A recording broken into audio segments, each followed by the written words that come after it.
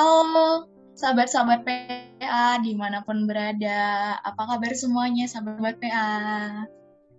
Halo Kak, puji Tuhan sehat-sehat dong pastinya. Wah, syukur dia kalau sahabat-sahabat PA semuanya dalam kondisi yang baik.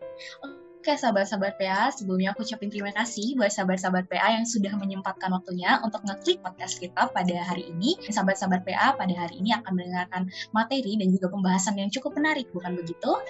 Oke, jadi narasumber kita pada hari ini akan membawakan materi yang cukup menarik dan juga seru untuk didengarkan. Jadi mungkin Kak Vero bisa perkenalkan sedikit mengenai biografi daripada narasumber kita pada hari ini. Oke, jadi narasumber kita kali ini adalah beliau ini gembala jemaat dari Gereja Masehi Advent Hari Ketujuh Jemaat Timoho Yogyakarta. Nah, beliau adalah Pendeta Dedi Panjaitan. Halo Pak Pendeta. Halo Ferel, halo Evani, halo Samuel, halo semua sahabat PA. Halo Bapak Pendeta, apa kabar Bapak Pendeta? Kabar baik aja, Evani, semoga juga sehat-sehat semua ya. Syukurlah Bapak Pendeta. Oke, mungkin sahabat-sahabat PA semuanya sudah pada kenal ya dengan Bapak Pendeta, atau mungkin ada sahabat-sahabat PA yang belum kenal dengan Bapak Pendeta. Oke, nanti bisa perkenalan lebih lanjut setelah podcast ini. Oke, tanpa berlama-lama lagi, seperti yang aku sudah sebutkan di awal, bahwa pada hari ini kita akan membahas sebuah materi yang menarik dan seru, yaitu mengenai apa nih Bapak Pendeta? Ya, kita akan membahas satu topik yang mungkin jarang dibahas ya, yaitu mengenai karunia rohani. Karunia rohani. Benar sekali Bapak Pendeta. Sebenarnya karunia rohani itu apa sih Bapak Pendeta, dan pentingkah karunia rohani itu? Oke, jadi karunia rohani itu kita sering dengar ya. Jadi pastinya paling tidak pernah dengar disebutkan di khotbah, di pelajaran. Nah, tetapi apa sih karunia rohani itu? Nah, ini harus dijawabkan dengan tuntas. Nah, sebenarnya sebelum kita melihat definisinya, kita harus tahu dulu kenapa itu ada gitu ya. Jadi karena Tuhan punya perintah untuk kita memberitakan Injil, maka kita dikasih alat ya. Jadi intinya karunia rohani itu ya singkatnya ya, kalau kita mau buat lebih sederhana, itu adalah pemberian Roh Kudus ya, alat yang diberikan Roh Kudus itu apa? Untuk melayani, untuk melakukan tugas-tugas pelayanan jemaat, baik di dalam jemaat itu maupun juga pelayanan keluar. Jadi ibaratnya itu kalau kita bangun rumah itu ya, perlu alatnya. Orangnya ada, tetapi alatnya diperlukan untuk menyelesaikan itu pembangunan satu rumah misalnya. Jadi kita juga demikian, untuk membangun gereja, meluaskan Injil Kerajaan Tuhan itu perlu alat yang harus dimiliki oleh orang percaya itu sendiri, supaya mereka punya apa? Punya senjata untuk melayani, menginjil, membangun gereja, dan melakukan tugas-tugas pelayan di mana di jemaat. Jadi karunia rohani itu adalah kesanggupan ilahi ya. Jadi yang diberikan oleh Tuhan kepada orang-orang percaya ya, untuk melayani supaya efektif mereka punya pelayanan. Jadi itu sebenarnya arti daripada karunia rohani. Nah, lalu Pendeta, dari mana sih karunia rohani ini berasal gitu? Oke, karunia rohani itu berasal tentunya dari Tuhan ya. Jadi kalau kita misalnya baca di dalam 1 Korintus pasal 12 ya. Di situ Paulus mengatakan di ayat 1 misalnya, sekarang tentang karunia-karunia roh, aku mau saudara-saudara supaya kamu mengetahui kebenarannya. Ya. Nah, lalu ayat 7, tetapi kepada tiap-tiap orang dikaruniakan pernyataan roh untuk kepentingan bersama. Jadi karunia rohani itu bersumber dari Tuhan ya. Diberikan untuk manusia, orang-orang percaya tentunya, untuk menjadi alat bagi pelayanan ya. Jadi Dia datang dari Tuhan sendiri, sumbernya dari Tuhan. Demikian, Farel ya. Oh, terima kasih Bapak Pendeta untuk penjelasannya. Mungkin sahabat-sahabat PA sudah mulai terbuka nih mengenai apa itu karunia rohani dan sudah tahu sebenarnya karunia rohani itu berasal atau bersumber dari Tuhan sendiri, seperti itu. Nah, mungkin teman-teman juga ada penasaran nih, kalau tadi yang sudah disampaikan dengan apa yang sudah disampaikan oleh Bapak Pendeta Didi Panjaitan mengenai karunia rohani itu merupakan sebuah alat untuk pelayan. Pertanyaan berikutnya adalah Bapak Pendeta, apakah ada kisah-kisah karunia rohani yang bisa menjadi gambaran bagi sahabat-sahabat PA dan kita juga semuanya di dalam Oke, jadi untuk sumber-sumber contoh-contoh yang bisa kita lihat ya, di Alkitab itu berlimpah itu ya. Kalau kita baca semua Alkitab dari Perjanjian Lama sampai Perjanjian Baru, di Perjanjian Lama sendiri ya ada banyak tokoh-tokoh yang apa? Yang dikasih itu karunia rohani. Contohnya Musa. Nah, Musa ini kan dipanggil Tuhan untuk memimpin Israel keluar dari Mesir kan. Nah, tapi waktu Tuhan panggil dia punya alasan itu. Dia bilang, aduh aku ini apa? Berat lidah ya. Kalau kita baca di Keluaran 4 ayat 12 sampai 17 itu. Aku ini berat mulut dan berat lidah katanya. Artinya aku bukan orang yang fasih bicara ya. Saya tidak pintar ngomong gitu kan. Nah, lalu kemudian Tuhan bilang kepadanya bahwa siapakah yang apa? Yang memberikan kesanggupan kepada setiap orang ya. Itu ada Harun itu, kakakmu kan. Lalu saya akan kasih juga kepadamu tongkat ya. Jadi kemudian Tuhan kasih kepadanya tongkat. Lalu Tuhan kasih juga kepadanya karunia berbicara ya, walaupun ada Harun itu. Sehingga lihat karunia ini membuat pelayanan Musa itu efektif ya. Dia bisa membuat mujizat ya kan. Membuat tongkat itu jadi ular ya. Dia dapat juga memimpin bangsa Israel, itu kan karunia, memimpin. Dia punya karunia memimpin, karunia mujizat, dan karunia-karunia yang lain, kesabaran ya, dia punya semua di sana. Nah, ya ada banyak contohnya lagi si apa ini? Gideon itu kan. Di 1 Tawarik 12 itu kita bisa baca di sana. Tuhan kasih kepadanya karunia kekuatan, karunia memimpin, untuk mengatur bangsa itu berperang melawan Midian. Yusuf misalnya ya, Tuhan kasih kepadanya karunia untuk menafsirkan mimpi kan. Kalau bukan karena karunia itu, tidak mungkin dia sampai di istana Firaun kan, jadi pejabat tinggi di sana. Siapa lagi? Daniel misalnya, Tuhan kasih karunia hikmat dan menafsirkan mimpi. Jadi ini mengantarkan Daniel dan teman-temannya menjadi pejabat tinggi di Babilonia ya. Salomo misalnya, Tuhan kasih kepadanya karunia hikmat dan juga pengertian. Dia menjadi raja yang paling bijaksana yang pernah hidup ya. Nah, jadi ada banyak contoh yang bisa kita lihat. Jadi itu semua itu adalah karunia Tuhan, alat ya. Kalau tanpa itu, mereka tidak efektif dalam melayani ya, sebagai nabi, sebagai pemimpin, sebagai raja, dan seterusnya. Nah, di Perjanjian Baru juga misalnya kita bisa di sana lihat banyak gitu ya. 12 murid itu kan Tuhan kasih apa? Karunia membuat mujizat, karunia menyembuhkan orang sakit, bahasa roh, karunia mengusir setan. Nah, itu banyak sekali ya. Nah, di Lukas pasal 10 ayat 17 sampai 18 misalnya kan. Ketika Tuhan mengutus 70 murid itu kan. Nah, mereka dikasih karunia untuk apa? Membuat mujizat dan seterusnya. Nah, jadi karunia roh yang mereka terima itu sebagai alat untuk apa?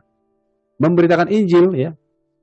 Supaya Injil itu dapat efektif ya, diterima oleh banyak orang pada waktu itu. Jadi hasilnya apa? Kan mereka cerita itu, wah itu setan-setan takluk kepada kami ya, oleh karena nama Yesus dan seterusnya. Jadi ada lagi di kisah pasal yang kedua itu kan, ketika hari Pentakosta itu Yerusalem itu kan berkumpul itu orang dari segala bangsa itu. Nah, kemudian ketika Roh Kudus turun kepada mereka, mereka dikaruniakan karunia bahasa lidah ya. Sehingga mereka bisa berbicara, berkhotbah, menginjil dengan bahasa yang belum pernah kepala jari gitu kan. Kalau saudara baca di sana nanti ada bahasa Arab, bahasa Persia, bahasa macam-macam itu kan. Nah, sehingga mereka orang Ibrani belum pernah belajar bahasa Arab misalnya. Tapi waktu mereka berbicara itu, orang Arab mengerti. Sehingga mereka pulang ke rumahnya, ke kampung masing-masing, ke negara masing-masing itu, mereka bawakan Injil itu juga, sehingga tersebar dengan cepat. Nah, kalau bukan karunia itu Tuhan berikan, ya sulit Injil tersebar pada waktu itu ya. Sehingga sampai 3.000 kan hasilnya bertobat itu kan. Nah, jadi karunia itu Tuhan berikan sebagai alat tadi untuk apa? Untuk membuat penginjilan itu efektif ya, sehingga banyak orang apa yang kemudian percaya. Nah, jadi ada banyak gitu ya di dalam gereja mula-mula baik di Korintus, Efesus, mereka semua memiliki apa? Karunia rohani diberikan Tuhan ya. Ya, kenapa waktu itu mereka sering dikasih karunia bahasa lidah? Karena memang mengatasi hambatan bahasa ya pada waktu itu. Mereka sering dikasih karunia mujizat kan, menyembuhkan orang sakit, bahkan membangkitkan orang mati seperti Paulus itu ya. Nah, itu diberikan karena memang diperlukan pada waktu itu ya. Sehingga sebagai alat yang efektif untuk memenangkan banyak orang bagi Tuhan. Jadi ya itu ya contoh-contoh ya di dalam Alkitab Perjanjian Lama, Perjanjian Baru. Contoh-contoh orang yang apa? Yang dikasih Tuhan karunia rohani untuk melayani. Nah, demikian ya. Nah, lalu pendeta, bagaimana pandangan gereja akan karunia rohani? Oke, jadi gereja kita itu sebenarnya punya satu doktrin khusus ya mengenai karunia rohani ya. Jadi kita percaya bahwa karunia-karunia rohani itu masih ada sampai sekarang. Dan gereja itu sangat concern sebenarnya di bidang itu ya. Nah, walaupun mungkin agak jarang juga dibicarakan di sana, karena kita percaya bahwa karunia rohani itu kan tidak hanya di dalam Perjanjian Baru, Perjanjian Lama ya, di Alkitab saja, tapi itu adalah karunia yang dikasih Tuhan sepanjang tahun ya, sampai Tuhan datang. Jadi selama gereja ada, maka Tuhan kasih karunia itu. Jadi gereja kita sangat concern sehingga menjadikan salah satu bagian daripada doktrin gereja itu adalah karunia rohani. Ya, nanti coba dicek itu di 28 doktrin ya. Di sana itu ada ya, itu dia. Oke, terima kasih Bapak Pendeta untuk pembahasan yang cukup menarik ya, Kak Fernel ya, benar seperti itu. Kita juga sudah diberikan tadi beberapa contoh-contoh karunia rohani berdasarkan kisah-kisah seperti ada Harun, ada Gideon, dan lain-lain, tokoh-tokoh Alkitab, nabi-nabi yang bisa menjadi gambaran buat sahabat-sahabat PA semuanya untuk mengetahui lebih lanjut mengenai karunia rohani. Tapi nih Bapak Pendeta, seperti yang sudah Bapak Pendeta tadi sudah sampaikan, contoh-contoh karunia rohani.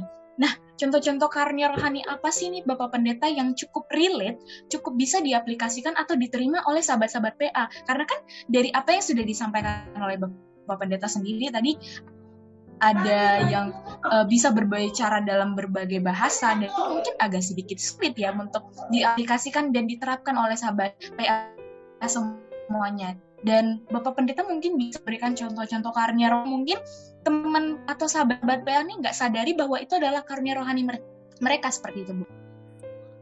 Oke, saya coba berikan ya di Roma pasal. Sebenarnya di Alkitab itu ada empat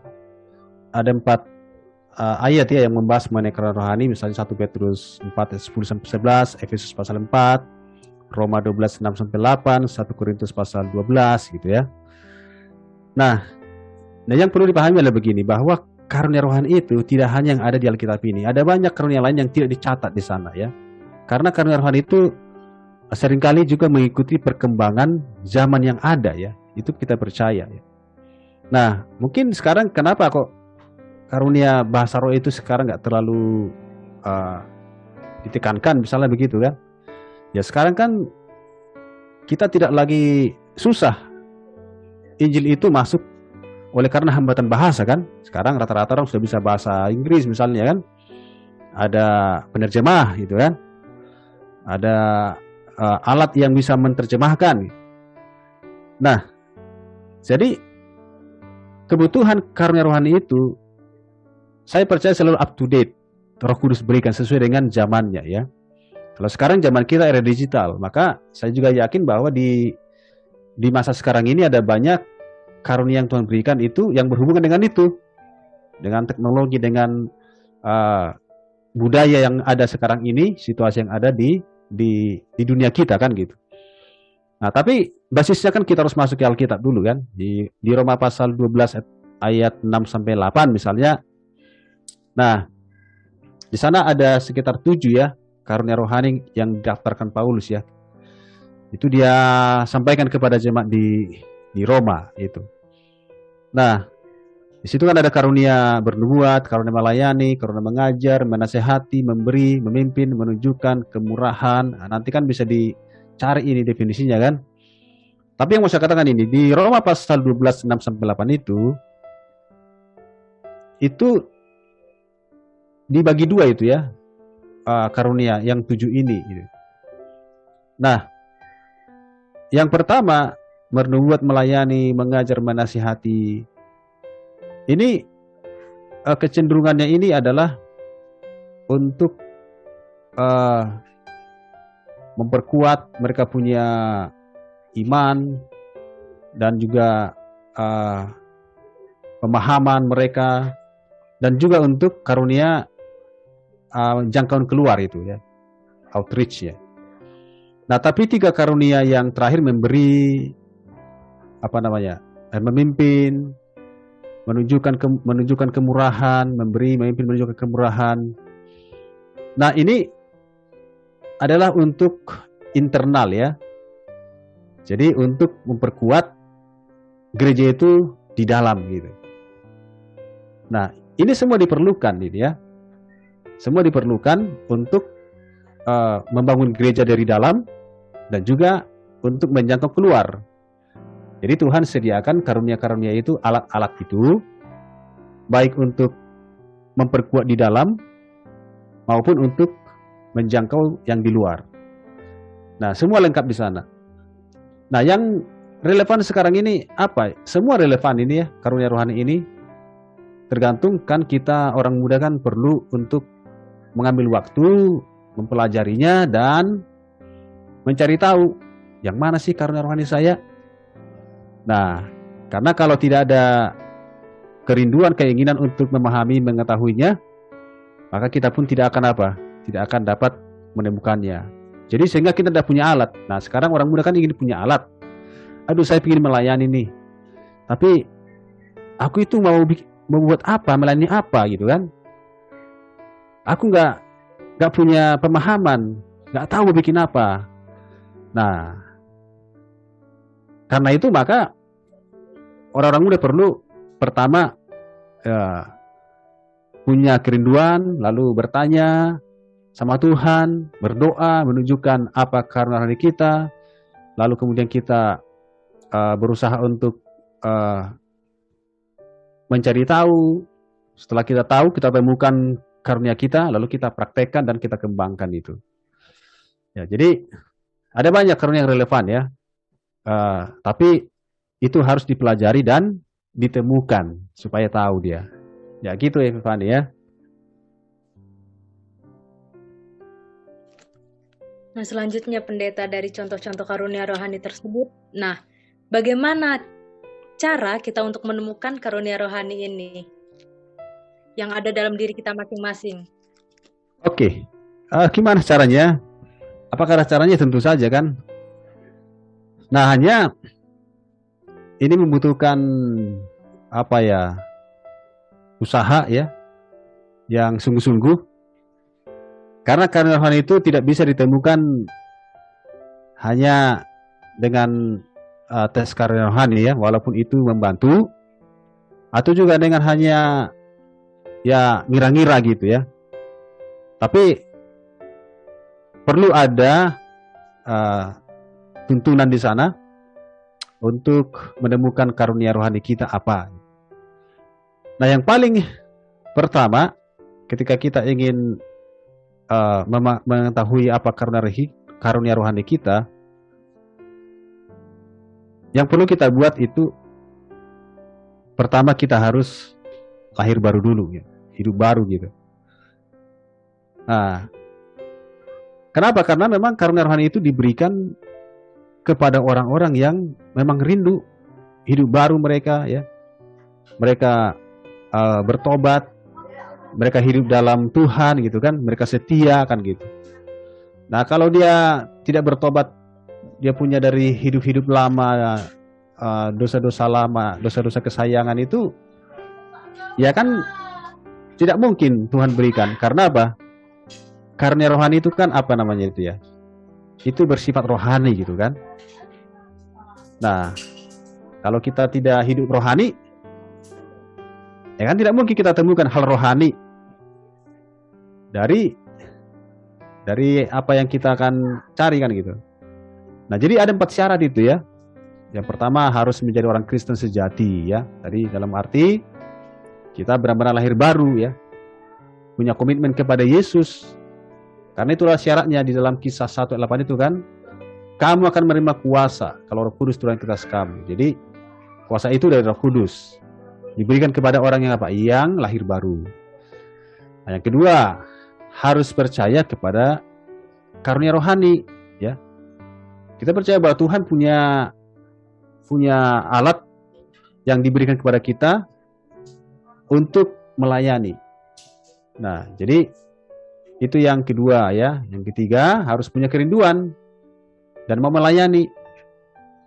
Kalau nggak ada kerinduan ya Tuhan tidak kasih gitu loh. Sama kan kalau Epifani mungkin, kalau tidak ada kerinduan dari teman mungkin ya nggak mungkin kan ngasih apa gitu kan, atau ngajak jadi apa gitu. Kalau nggak ada kerinduan kan nggak bisa gitu. Nah, jadi kalau nggak ada kemauan itu secara otomatis akan menghilangkan kuasa Roh Kudus ya dalam diri orang itu. Jadi tidak mungkin akan diberikan. Lalu yang keempat, harus berdoa ya. Karena dikatakan mintalah akan diberikan kepadamu. Matius 7:7 kan. Jadi minta, berdoa tiap hari sama Tuhan. Supaya kita bisa apa? Bisa menemukan karunia rohani kita. Nah, karena itu kan ada 5 langkah itu kan untuk menemukan karunia rohani itu. Yang pertama kan berdoa, adakan refleksi diri pribadi gitu kan. Atau ini pertanyaan lain nanti nih, apa ada sendiri? Bisa dilanjut aja, Bapak. Oke, lanjut aja ya. Oke, jadi supaya nyambung dia. Nah, jadi berdoalah ya. Mengadakan refleksi diri, introspeksi diri ya, meminta tuntunan Tuhan ya. Orang yang rindu sungguh-sungguh itu berdoa minta itu pasti apa? Tuhan kasih tunjuk gitu. Ya. Tuhan kasih ya. Lalu yang kedua, ya ikutilah tes karunia rohani ya. Lalu jelajahi seluruh karunia rohani yang ada di Alkitab itu. Maupun yang tidak ada di Alkitab ya, tertulis itu. Jadi jelajah itu maksudnya buat daftar itu. Daftar satu-satu, baca dan seterusnya, pahami, pelajari dengan baik semua karunia rohani itu di Alkitab dan juga mungkin di luar Alkitab itu kan. Nah, lalu setelah itu coret ya. Yang bukan karunia kita. Jadi yang kita rasa itu sepertinya ini bukan. Coret itu kan. Nah, kemudian pilih 2 atau 3 yang kita merasa itu ya. Jadi pertama kan kita harus pakai feeling juga di situ. Yang kita rasa, oh ini seperti kuat dalam diri saya misalnya. Lalu centang itu 2 atau 3. Kemudian analisis ya. Analisis diri kita, lalu uji, lalu periksa. Kita punya perasaan yang sangat dalam gitu ya. Dengan refleksi tadi itu, lihat apakah ini cenderung kuat dalam diri saya atau tidak gitu kan. Misalnya, waduh sepertinya saya karunia mengajar ini kuat dalam diri saya. Nah, saya senang mengajar ya. Ataupun karunia yang lain, berkhotbah misalnya, atau karunia melayani. Nah, setelah tadi kita centang 3 itu, yang kita rasa itu kuat ya, lalu kita praktekkan, kita terjun melayani nomor 3. Kita terjun melayani dengan tadi 2 atau 3 karunia rohani yang sudah kita pilih tadi itu. Nah, jadi ini tahap percobaan ya. Kita praktekkan ya. Jadi praktekkan itu di gereja minimal ya 2 bulan ya, maksimal setahun itu. Nah, jadi artinya praktekan itu maksudnya, misalnya tadi di karunia mengajar itu. Jadi, saudara minta mungkin ke majelis atau ke pendeta, atau ke yang membidangi apa gitu, tolong saya dikasih kesempatan mengajar gitu kan. Ngajar sekolah sahabat misalnya, ngajar anak-anak misalnya. Nah, jadi praktekan terus itu. Setiap pelayanan gitu, praktekan terus. Nah, setelah itu kita praktek, lalu keempat evaluasi. Tadi 2-3 karunia yang kita tadi praktekkan itu kan. Nah, lalu coba refleksi lagi perasaan kita ya. Periksa perasaan kita. Lalu tanyakan, apakah saya bergairah, bersukacita melakukan pelayanan ini? Karena rohani mengajar ini misalnya. Senang gak aku di sini? Aku penuh antusias tidak? Nah, lalu yang kedua, apakah saya melakukan karunia mengajar ini efektif enggak? Ada hasil enggak yang positif? Lalu yang ketiga, apakah karunia rohani yang saya praktekkan itu, misalnya mengajar tadi, itu bagus tidak? Berkualitas tidak? Nah, lalu kemudian yang keempat, tadi kan sudah kita evaluasi, sudah kita tanyakan pertanyaan itu. Lalu yang kelima adalah meminta konfirmasi kepada mentor kita atau kepada orang-orang yang kepada siapa kita praktekkan itu kan, mereka kita bisa minta konfirmasi ya. Nah, tapi dianjurkan konfirmasi itu bukan dari sembarang orang ya, karena nanti dia akan bersikap menyenangkan kita, padahal nggak begitu ya. Nah, jadi syaratnya mentor itu harus jadi orang Kristen yang dewasa gitu ya, dewasa secara rohani ya. Mereka punya pemahaman mengenai karunia rohani. Dan mereka orang Kristen yang Yang lahir baru, punya komitmen kepada Yesus. Kemudian mereka akan memberikan masukan, melihat kita sudah melayani 2 bulan misalnya, 3 bulan sampai setahun itu. Lalu libatkan mereka untuk turut evaluasi dan juga konfirmasi tadi. Nah, disitulah nanti di tahap konfirmasi itulah kemudian mereka akan menyampaikan bahwa apakah itu karunia kita atau tidak. Jadi mereka katakan, setelah saya lihat saya mati 2 bulan ini, kamu sangat bagus, sangat antusias, sangat mantap ya mengajar misalnya gitu. Atau saya melihat kayaknya ini bukan karuniamu deh. Nah, itu kan mentor itu kakak katakan begitu. Nah, kenapa? Karena mereka telah merasakan sendiri dari kita punya pelayanan ya. Dan mereka tentunya melihat dengan jelas gitu kan, apakah itu atau bukan ya. Nah, itu sebabnya salah satu petunjuk yang paling meyakinkan untuk menemukan karunia rohani itu adalah minta konfirmasi dari mentor atau anggota-anggota gereja ya. Jadi minta konfirmasi. Kalau mereka katakan, ya ini karunia rohanimu sangat kamu bagus di situ, ya maka itulah karunia rohani kita ya. Ya demikian ya caranya untuk bagaimana menemukan karunia rohani kita. Baik, terima kasih Bapak Pendeta untuk langkah-langkah dan tips-tips yang sudah diberikan kepada sahabat-sahabat PA semuanya. Mungkin sahabat-sahabat PA sudah mencatat ya langkah-langkah yang sudah disampaikan oleh Bapak Pendeta pada pembahasan kita hari ini. Mungkin sahabat-sahabat PA semuanya sudah mulai memahami dan sudah mengerti dan sudah sedikit tahu bahwa wah sepertinya aku diberikan Tuhan karunia rohani seperti ini, atau mungkin ada sahabat-sahabat PA yang ada di rumah dimanapun berada masih bertanya-tanya, apakah ini karunia rohaniku atau mungkin aku memiliki karunia rohani yang lain seperti itu ya, benar Bapak Pendeta. Oke, mungkin kita bisa lanjut ke pertanyaan berikutnya ya Bapak Pendeta. Iya, silakan. Baik, Bapak Pendeta. Mungkin pertanyaannya ini mungkin agak sederhana, tapi cukup complicated, agak sulit. Karena seperti yang Bapak Pendeta tadi sudah sampaikan bahwa karunia rohani itu sendiri harus ditemukan. Tapi pada dasarnya, apakah setiap orang itu memiliki karunia rohani, Bapak Pendeta, seperti itu? Iya, jadi setiap orang percaya, ingat ya, orang percaya ya, bukan semua orang ya. Tapi setiap orang yang percaya itu dikasih alat.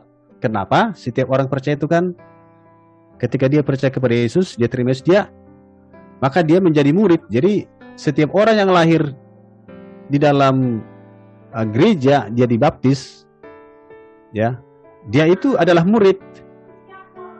Dan dia punya tugas sebagai murid untuk apa? Ikut di dalam pelayanan. Nah, maka kan di dalam Roma 12:1 kan dikatakan, tetapi kepada tiap-tiap orang dikaruniakan pernyataan roh untuk kepentingan bersama. Jadi kepada tiap-tiap orang di sini adalah mereka yang percaya ya. Jadi semua orang yang percaya kepada Tuhan itu dikasih karunia rohani. Ya, minimal ya, minimal satu. Nah, itu kan seperti perumpamaan tentang talenta itu kan, ada yang 1, ada yang 2, ada yang 5 gitu kan. Nah, bukan masalah berapa banyak kita punya, tapi bagaimana kita menggunakannya.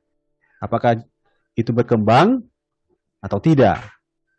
Nah, jadi Epifani ya, semua orang Tuhan kasih karunia itu. Gak ada yang tidak dikasih ya. Nah, hanya persoalannya apakah kita mau mengembangkan, menemukan dan mengembangkan. Itu saja. Baik, terima kasih Bapak Pendeta untuk pembahasannya yang cukup menarik ya Bapak Pendeta. Wah, berarti teman-teman pada dasarnya untuk mengetahui apakah kita memiliki karunia rohani atau tidak, apakah teman-teman bisa menemukannya itu, teman-teman atau sahabat-sahabat PA semuanya itu harus percaya terlebih dahulu ya, begitu Bapak Pendeta? Iya kan, harus jadi orang Kristen yang percaya kan, yang lahir baru tadi kan. Iya, benar. Yang hidup setia sama Tuhan gitu. Terima kasih Bapak Pendeta untuk materi yang sudah dibawakan pada hari ini. Mungkin Vero masih ada pertanyaan yang ingin ditanyakan kepada Bapak Pendeta mewakili sahabat-sahabat PA kita semuanya? Masih Kak, ini cukup bikin penasaran sih. Jadi, apa perbedaan antara karunia rohani dan talenta Pendeta? Oke, karunia rohani itu adalah pemberian Roh Kudus pada saat orang lahir baru, gitu ya. Nah, sementara talenta itu atau bakat itu adalah diberikan kepada siapa saja, dan itu bisa didapatkan semenjak orang itu lahir kan. Dari kecil dia lahir itu sudah ada bakat alami dia itu. Bakat alami namanya ya. Itu namanya bakat itu ya, kalau kita tahu bakat. Tapi kalau karunia rohani itu bukan didapatkan sejak dari kecil ya. Bukan alami itu. Tapi dia adalah pemberian Tuhan kepada orang percaya pada saat dia lahir baru, dia dibaptis. Lalu Tuhan kasih. Karena itu bersifat rohani ya. Nah, tetapi hal yang sangat luar biasa ya, ketika orang punya bakat lalu di-combine dengan dia punya karunia rohani, itu jadi satu kekuatan yang akan lebih baik ya, lebih kuat. Contohnya kalau orang punya karunia bakat, misalnya bakat melukis ya, dia punya bakat melukis itu. Lalu dia punya karunia juga yang lain. Nah, itu bakat itu bisa menjadi berkat yang lebih ya dari orang yang percaya tadi itu. Nah, jadi kira-kira itulah bedanya. Jadi kalau karunia rohani itu adalah pemberian Roh Kudus pada saat orang itu menerima Yesus, saat dia percaya, ya, dibaptis, lalu dia akan dikasih apa? Karunia rohani. Sementara bakat itu atau talenta itu adalah keahlian yang dimiliki sejak dari lahir itu, ya. Dari kecil itu alami, bakat alami namanya. Tapi persamaannya adalah kedua hal ini harus diasah. Jadi kalau bakat orang punya dari kecil dia bakat nyanyi, ya, sudah suaranya bagus, atau dia sudah punya ahli dalam bertukang misalnya, atau mengukir, itu harus diasah dia, dilatih. Kalau nggak dilatih kan nanti malah hilang sendiri itu. Sama juga karunia rohani itu juga harus diperkembang, ya, dilatih, dipertajam dia supaya makin kuat, makin tajam dia. Jadi kira-kira itu Farel perbedaannya. Oh, baik, terima kasih Bapak Pendeta untuk pemahaman yang sudah diberikan bagi sahabat-sahabat PA, dan terutama kita MC juga ya mendapatkan pemahaman mengenai apa perbedaan dan juga persamaan daripada karunia rohani dan juga talenta itu sendiri. Oh ya Bapak Pendeta, berarti tadi Bapak Pendeta sudah menyinggung bahwa talenta dan karunia rohani itu bisa dikombin atau digabungkan bersama. Nah, untuk pelayanan seperti mungkin ya contohnya Bapak Pendeta kalau Farel sendiri ya ada bakat yaitu Farel ya dari kecil bisa bernyanyi dan karunia rohaninya adalah melayani, berarti karunia rohani itu talentanya si Farel itu digunakan untuk melayani, yaitu melalui menjadi paduan suara di gereja, seperti itu, benar ya Bapak Pendeta? Iya, kadang-kadang bakat itu bisa menjadi karunia rohani loh. Artinya Tuhan berikan itu sebagai karunia rohani juga kan gitu kan. Nah, jadi itu bisa terjadi seperti itu. Intinya karunia itu kan pemberian Tuhan kepada kita tanpa kita memilihnya, tapi itu adalah Tuhan kasih sesuai dengan maksud dan rencana Tuhan. Jadi karunia melayani daripada Farel itu dikombin dengan bakatnya menyanyi itu jadi satu perpaduan yang sangat hebat ya untuk memajukan gereja di sana. Baik, terima kasih Bapak Pendeta. Farel apa tadi? Epiphany ya?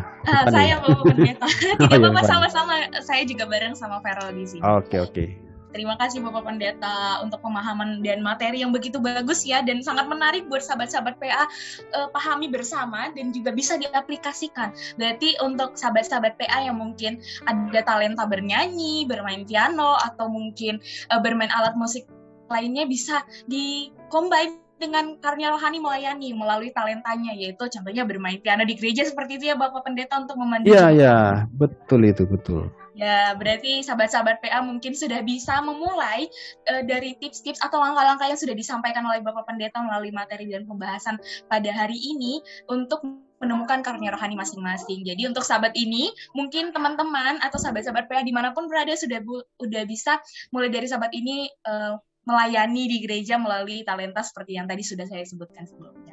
Oke deh, terima kasih banyak Bapak Pendeta untuk waktunya dan materi yang begitu bagus. Sama-sama, Tiffany. Ya, terima kasih juga buat sahabat-sahabat PA yang masih stay tune dan mendengar podcast kita pada hari ini sampai detik ini juga ya. Mungkin dari Kak Farel ada yang ingin disampaikan lagi kepada Bapak Pendeta sebelum kita mengakhiri?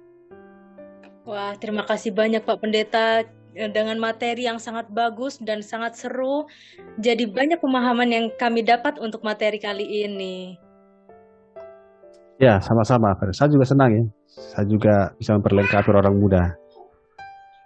Baik, terima kasih Bapak Pendeta untuk materinya. Oh iya, sebelumnya Bapak Pendeta mungkin ada satu ayat Alkitab yang bisa menguatkan sahabat-sahabat PA di rumah untuk menemukan karunia rohani seperti itu Bapak Pendeta. Kita akan baca di dalam Roma 12 ayat 6 sampai 12 saja ya, ayat 8. Bisa dibaca di sana, ada punya Alkitab enggak? Baik, saya akan baca Bapak Pendeta. Apakah suara saya masih terdengar dengan jelas ya Bapak? Ya. Baik, untuk menguatkan sahabat-sahabat PA semuanya, tadi Bapak Pendeta sudah berikan ayat Alkitab dari Roma 12 ayat 8, firman-Nya, jika karunia untuk menasihati, baiklah kita menasihati. Siapa yang membagi-bagikan sesuatu, hendaklah ia melakukannya dengan hati yang ikhlas. Siapa yang memberi pimpinan, hendaklah ia melakukannya dengan rajin. Siapa yang menunjukkan kemurahan, hendaklah ia melakukannya dengan sukacita. Demikian firman Tuhan. Oke, jadi rajin, ikhlas, sukacita. Itu adalah kunci untuk melayani ya, dengan karunia rohani kita. Baik, terima kasih Bapak Pendeta. Untuk sahabat-sahabat PA dimanapun berada, mungkin bisa mencatat ayat Alkitab ini juga untuk menguatkan dalam menemukan karunia rohani masing-masing. Oke, sebelum kita menutup podcast ini pada hari ini, saya juga tidak lupa untuk mengucapkan terima kasih untuk partner kita. Siapa lagi nih Kak Ferel yang ada di podcast kali ini? Nah, jadi selain aku dan Kak Fani dan Pendeta, di sini juga ada Bang Samuel Noti nih, yang sudah terlibat dalam mensukseskan podcast kita kali ini. Terima kasih Bang Samuel. Oke, terima Thank you, kasih. Sam. Baik, teman-teman, sahabat-sahabat PA semuanya. Untuk itu, kita dari MC, aku Fani. Dan aku Ferel. Kita ucapkan terima kasih untuk waktunya dan bersama juga dengan narasumber kita Bapak Pendeta, kami pamit undur diri. Bye-bye. Bye. Oke, bye-bye. Sampai jumpa lagi. Terima kasih Bapak Pendeta.